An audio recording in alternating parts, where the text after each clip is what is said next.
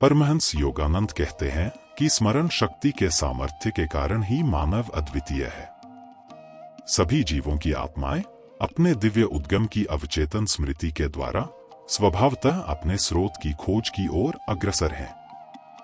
यही विश्व में प्रत्येक वस्तु के ऊर्ध्वगामी क्रम विकास का कारण है।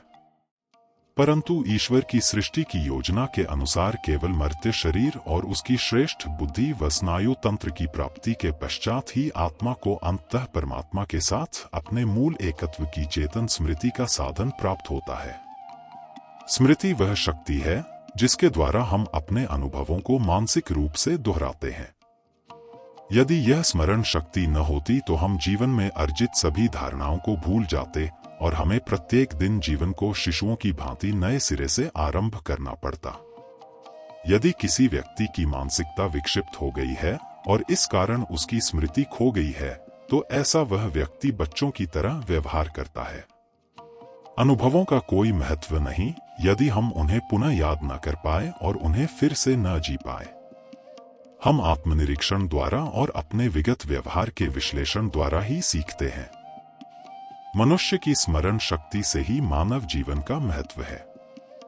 किसी व्यक्ति को सुबह नींद से जागने पर यह याद रहता है कि वह अमुक व्यक्ति है, और यह स्मरण शक्ति के द्वारा ही होता है कि वह अपनी नाम रूपी पहचान के साथ अपने जीवन के अनुभवों को जोड़ देता है। कोई भी अनुभव जो हमें पहले हुआ था, हम जब चाहें या जब उसकी आवश्यकता हो उसे अवचेतन मानसिक शक्ति के द्वारा दोहरा सकते हैं।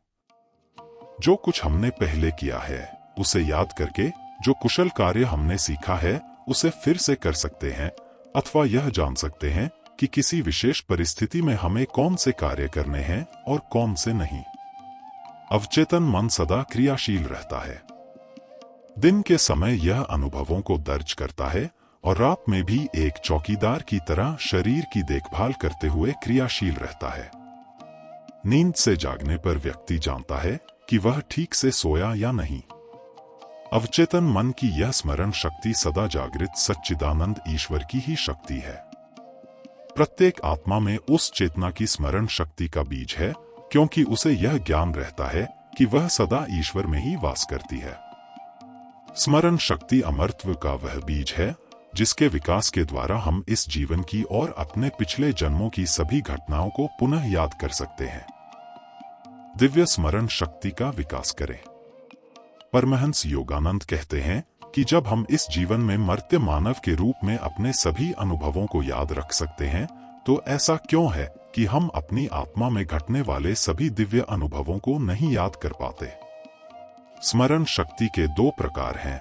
नश्वर स्मरण शक्ति इस जीवन के अनुभवों को पुनः प्रस्तुत करती है, और दिव्य स्मरण शक्ति आत्मा के पिछले सभी जन्मों के अनुभवों को पुनः प्रस्तुत करती है।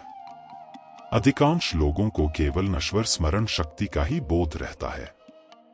हमारी दिव्य स्मरण शक्ति सुप्तावस्था में क्यों रहती है? कुछ लोग अनेक नश्वर व दिव्य दोनों अनुभवों को पुनः स्मरण कर पाते हैं, जबकि दूसरे लोग तो अपने कुछ समय पहले के ही अनुभवों को ठीक ढंग से याद नहीं रख पाते। स्मरण शक्ति भिन्न भिन्न लोगों में मस्तिष्क की क्षमता के अनुसार भिन्न भिन्न स्तर की होती है। अच्छी स्मरण शक्ति के विकास के लिए शिक्षा, एकाग्रता, ध्यान और विभिन्न स्मरणीय अनुभवों की आवश्यकता होती है। स्मरण शक्ति का विकास किए बिना कोई व्यक्ति सुशिक्षित नहीं बन सकता।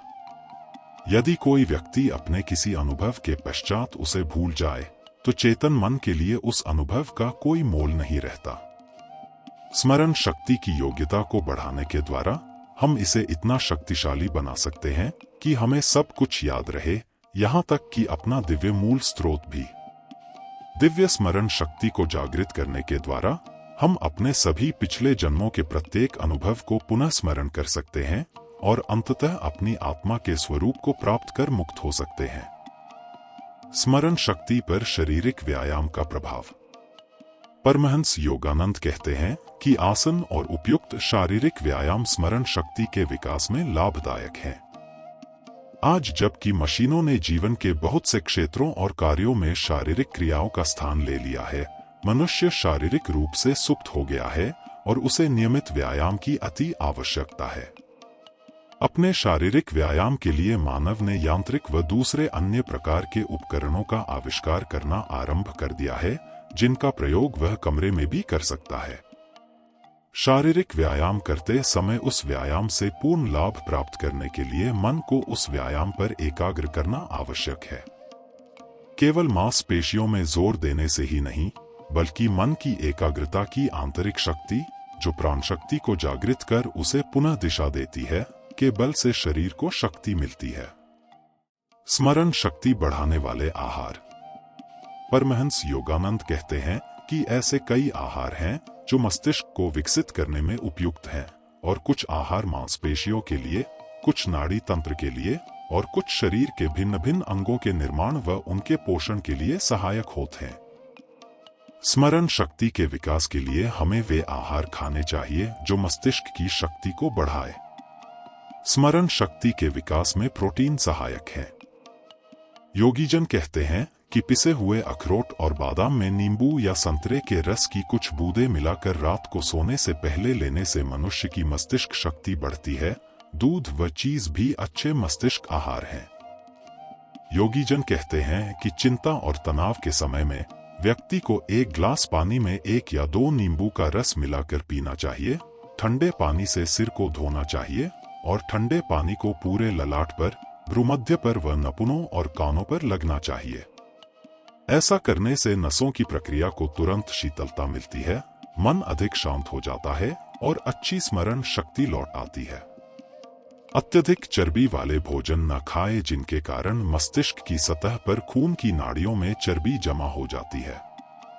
हिंदुओं का कहना है कि सुअर और गाय का मांस स्वास्थ्य के लिए हानिकारक होता है। इनमें यूरिक एसिड की मात्रा अधिक होती है। सुअर और गाय की स्मरण शक्ति बहुत कम होती है। इनके मांस के सेवन से मनुष्य में उन्हीं के जैसी शारीरिक व मानसिक प्रवृत्तियों का विकास हो सकता है। स्मरण शक्ति के व्यायाम का अभ्यास करें। परमहंस योगानंद कहते हैं कि स्मरण शक्ति का इसके व्यायाम द्वारा विकास किया जा सकता है। यह कहना ठीक नहीं होगा कि जो व्यक्ति शारीरिक रूप से कमजोर पैदा होता है वह कभी बलवान नहीं बन सकता। हमारे जीवन के सभी क्षेत्रों में कुछ बनने और कुछ करने की सदा संभावना होती है। व्यक्ति को उचित तरीकों को जानने की आवश्यकता है। उसी प्रकार कुछ डॉक्टरों की राय में जिस व्यक्ति को वंशगत मानसिक कमजोरी होती है, उसमें वह मानसिक रोग उसके जीवन पर्यंत रहेगा। परंतु यह सिद्ध किया जा चुका है कि बहुत सी मानसिक कमजोरियों को एकाग्रता के कुछ नियमों के अभ्यास द्वारा दूर किया जा सकता है। पाश्चात्य जगत में इस दिशा में बहुत ही कम अनुसंधान हुआ है, अतः बहुत से मनोचिकित्सक इस गहन एकाग्रता की कला से अपरिचित हैं, जिसे भारत के महान योगीजन शताब्दियों से सिखाते आ रहे हैं। एकाग्रता का विकास करने की सही विधि को अधिकांश लोग नहीं जानते। मानसिक क्षमताएं तो हैं, परंतु उन्हें विकसित नहीं किया गया है। मानसिक क्षमता का विकास न किया जाना अंततः गंभीर समस्याओं का कारण बनता है।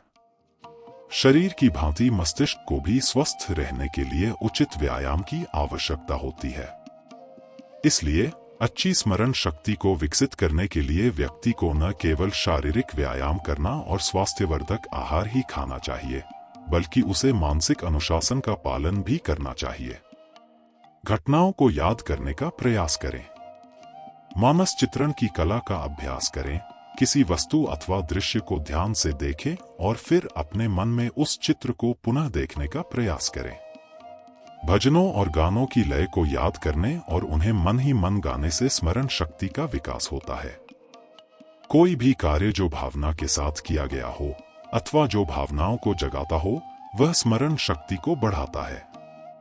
कविता व संगीत दोनों में भावनात्मक शक्ति है।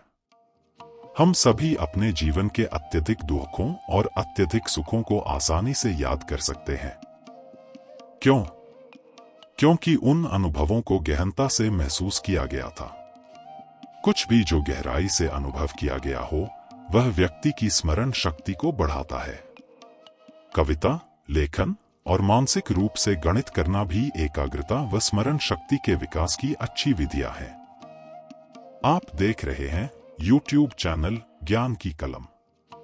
अगर आप हमारे चैनल पर नए हैं तो चैनल को सब्सक्राइब करना न भूलें। हमारी हमेशा कोशिश रहेगी कि हम आप तक इस तरह की वीडियोस पहुंचा सकें। आइए सुनते हैं परमहंस योगानंद के विचारों को। ध्यान से स्मरण शक्ति बढ़ती है। परमहंस योगानंद कहते हैं कि स्मरण शक्ति को बढ़ाने के लिए व्यक्ति को प्रत्येक कार्य गहन एकाग्रता से करना चाहिए। अधिकांश लोग अपने कार्यकलापों को अन्यमनस्कता के साथ करते हैं। उनके कार्य और उनके विचारों में बहुत अंतर होता है, इसलिए वे लोग कुछ भी अच्छी तरह याद नहीं रख पाते। व्यक्ति जो कुछ भी याद रखना चाहे उसे उस कार्य को अत्यंत एकाग्रता के साथ करना चाहिए।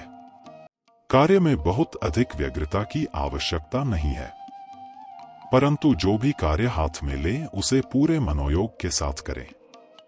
चर्च में प्रवचन को ध्यान से सुनना चाहिए। घर के कामकाज को भी ध्यानपूर्वक व रुचिपूर्वक करना चाहिए।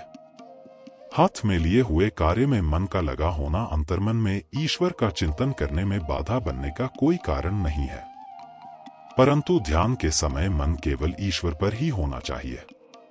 ध्यान से स्मरण शक्ति को बल मिलता है। ध्यान क्या है? आत्मा के साथ एकाकार हो जाना। इसका अर्थ है मानवीय सीमितताओं व शारीरिक चेतना को समाप्त करना और यह स्मरण करने का प्रयास करना कि मैं एक आत्मा हूं। जब मनुष्य एक जन्म के लिए ही धारण किए हुए शरीर के बजाय अपनी अमर आत्मा के साथ जुड़ने का सचेत प्रयास करेगा, तब उसे अपने गत जन्मों के अधिकाधिक अनुभव याद आते जाएंगे और अंततः उसे यह भी याद आ जाएगा कि वह ईश्वर से ही उत्पन्न हुआ है। ईश्वर में मनुष्य के सभी जन्मों की समस्त स्मृतियां हैं। जब मनुष्य अपनी अंतरात्मा से संपर्क करता है तो उसकी चेतना में विस्मरित समय व अमर आत्मा की शक्तियां वापस आ जाती हैं। ध्यान का अर्थ है यह याद करना कि मनुष्य एक नश्वर शरीर नहीं बल्कि ईश्वर से अभिन्न एक अमर आत्मा है।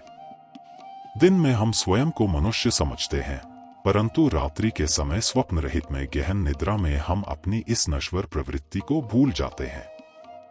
ध्यान में हम अपनी नश्वरता को भूलने का सचेत रूप से प्रयास कर सकते हैं। हम शरीर की चेतना को त्याग कर ब्रह्मा होने की स्मृति को जगा सकते हैं। जो इसके अभ्यास का निरंतर प्रयास करते रहेंगे वे अंततः सिद्ध बन जाएंगे। परमहंस योगानंद कहते हैं कि अच्छे अनुभवों को याद करें। मनुष्य को स्मरण शक्ति अच्छाई को पुनः उत्पन्न करने के लिए दी गई थी। स्मरण शक्ति का दुरुपयोग करना हानिकारक है। किसी व्यक्ति से घृणा करना क्योंकि आपको याद है कि उसने कभी आपको चोट पहुंचाई थी, यह स्मरण शक्ति का दुरुपयोग है। परंतु किसी दुखद अनुभव से सबक सीखने के लिए उसे याद करना स्मरण शक्ति का सदुपयोग है, जिससे कि वह अपने पिछले व्यवहार का विश्लेषण कर सके और भविष्य में ऐसे गलत कार्य दोबारा न करे जिनसे दुखदायी परिणाम उत्पन्न हुए थे।